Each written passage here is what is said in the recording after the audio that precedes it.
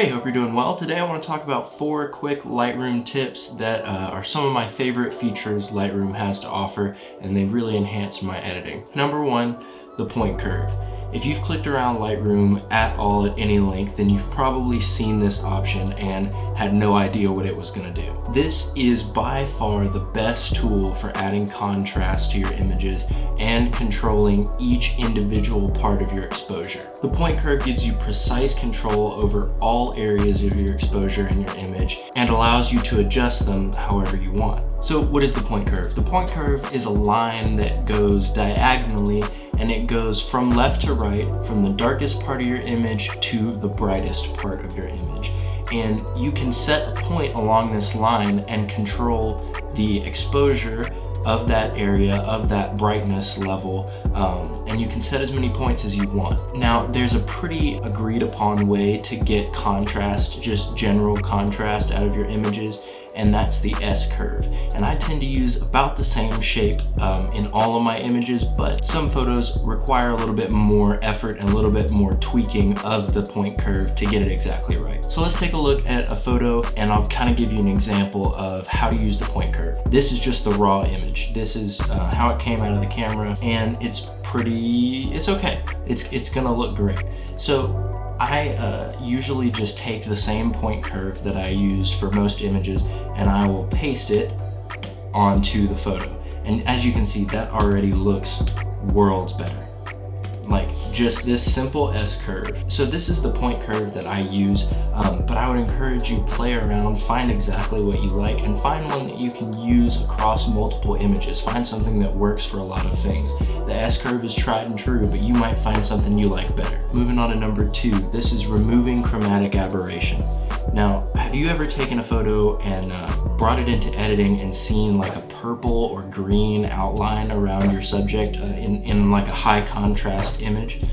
This is chromatic aberration, and we don't want it. Chromatic aberration is color distortion that creates an outline, generally purple or green or varying shades of those colors, around a high contrast part of your image. Now, there's a ton of science behind chromatic aberration that I'm not going to get into. It's just too much. All you really need to know is that you don't want it there, and you want to be able to get rid of it. Now, how do we do that? Well, in Lightroom, we have a couple of tools at our disposal.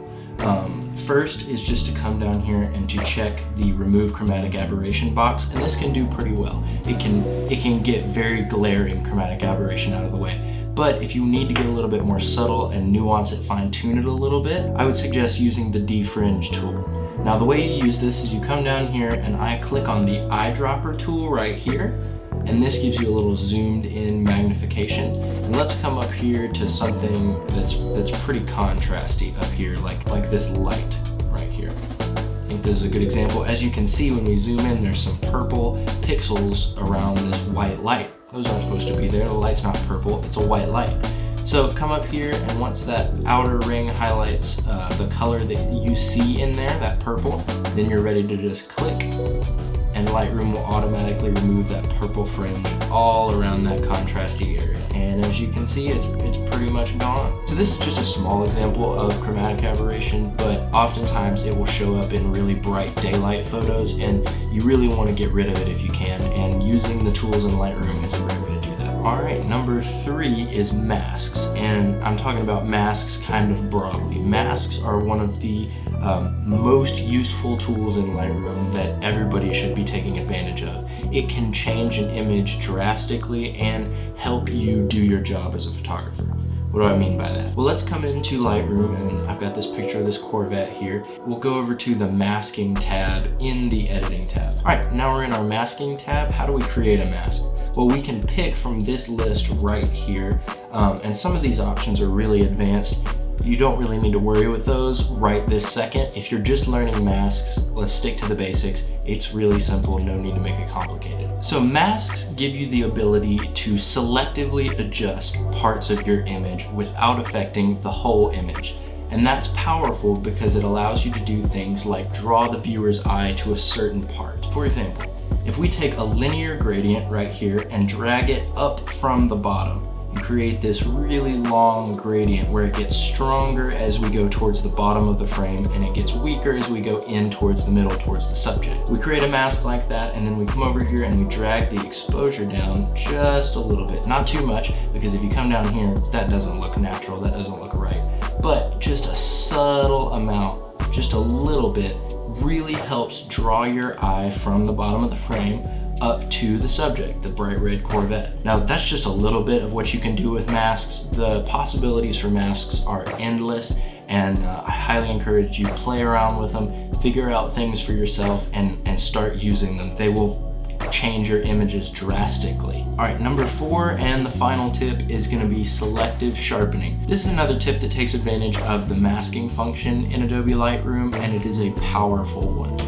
In my edits, I usually like to reduce the universal clarity across the image by just dragging down the clarity slider a little bit, but I like to bring that clarity and that sharpness back using a mask to only certain parts of the image. This is because I don't want the background or out of focus elements to start looking sharp. So what this trick achieves is having the whole image be softer, but the subject is still very sharp and very in focus. It's clearly in focus. Now, to pull this off, go to your clarity slider in the effects panel and just drag it down a little bit. I usually keep mine anywhere from -5 to -15.